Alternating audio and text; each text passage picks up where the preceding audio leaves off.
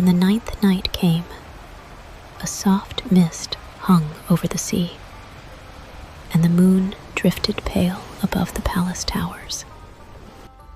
Scheherazade bowed before King Shahryar and said, "O King of Time." When the fisherman ended the tale of the king and his faithful falcon, the Jinni said, "Your words burn brighter than fire. Tell me another tale, that I may learn how jealousy moves the hearts of men."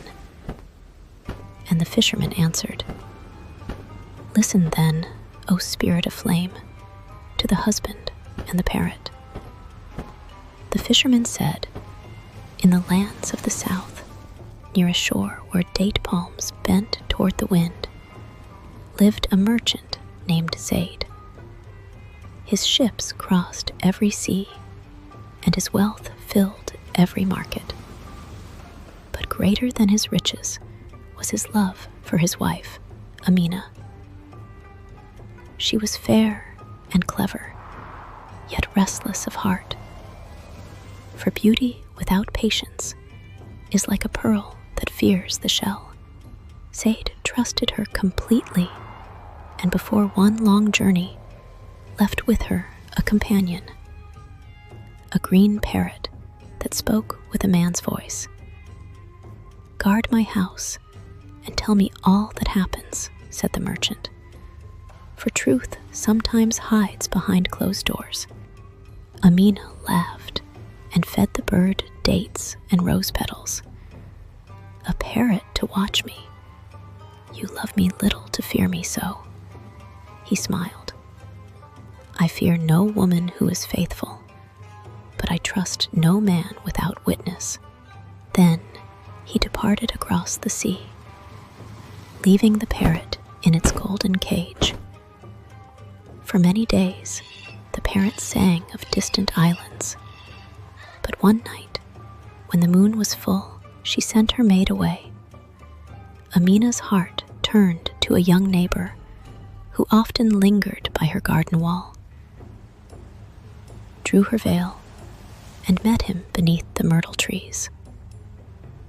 Their laughter rose like perfume into the dark. From its perch, the parrot watched, its black eyes bright with knowing.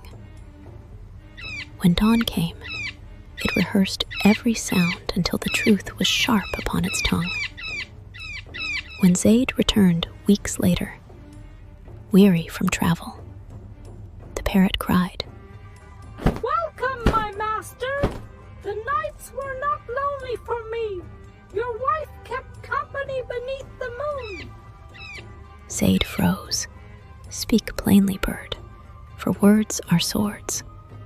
And the parrot told him all it had seen and heard. The merchant's face grew hard as hammered steel. He called for Amina and asked, "What guest came to our garden while I was gone?" She trembled and swore innocence by heaven and earth. But the parrot shrieked again. "By the light of the moon and the shadow of the myrtle, she lies." Amina's eyes darkened with fear and cunning. That night, she summoned her maid and whispered, "We must silence this tongue of feathers." When the merchant was away at the harbor, the women poured water over the cage, waved lanterns before it, and spun a mirror of polished brass until the parrot's eyes blurred with light. They clashed cymbals and rang bells through the night, so that the poor bird thought thunder and lightning filled the sky. At dawn, they dried its feathers and said sweetly, "Sleep now, wise one. The world has ended and begun again." When Zayd came home, Amina met him with tears. "Cruel husband, your bird is mad. It claims rain fell from a clear sky, and lightning flashed while the moon shone bright." Zayd turned to the parrot. "What storm was this you saw last night?" The parrot blinked and answered, "A tempest such as none has seen. Thunder that danced, lightning that sang. The merchant laughed bitterly. Foolish creature, even birds lie in dreams. He opened the cage and let it fly. Amina wept in false pity and smiled behind her veil. Months passed. Zayd's heart softened, believing he had wronged his faithful wife. He held feasts in her honor and gave her jewels brighter than sunrise. Yet peace would not rest in his mind. Truth whispered like a tide he could not silence. One evening, a traveler from a distant city dined with him and spoke of a woman who met her lover beneath myrtle trees by the sea. Zayd's hand froze above his cup. When he questioned the man, every detail was his own garden. He rode home at once and confronted Amina beneath the same trees. She saw the truth in his eyes and knew her hour had come. She fell to her knees. "Mercy, my lord. The bird spoke true. Yet I feared your anger and wove deceit to save myself." Zayd turned away. "You silenced truth with noise and light, as men often do when conscience cries." The parrot saw clear. He left her weeping and went to the harbor, where the wind smelled of salt and forgiveness.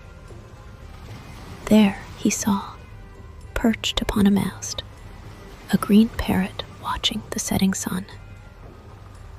He raised his hand in salute. "Fly free, wise one," he said. "Your words were sharper than any sword, yet they cut to heal." The parrot circled once above the waves and vanished toward the light.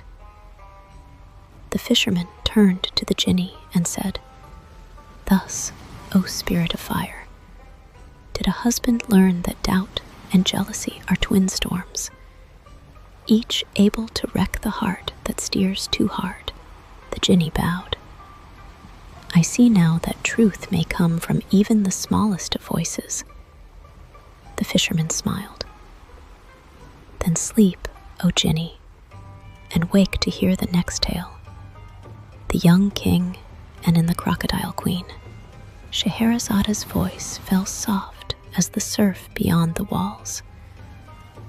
King Shahryar sat silent, his eyes upon the silver sea.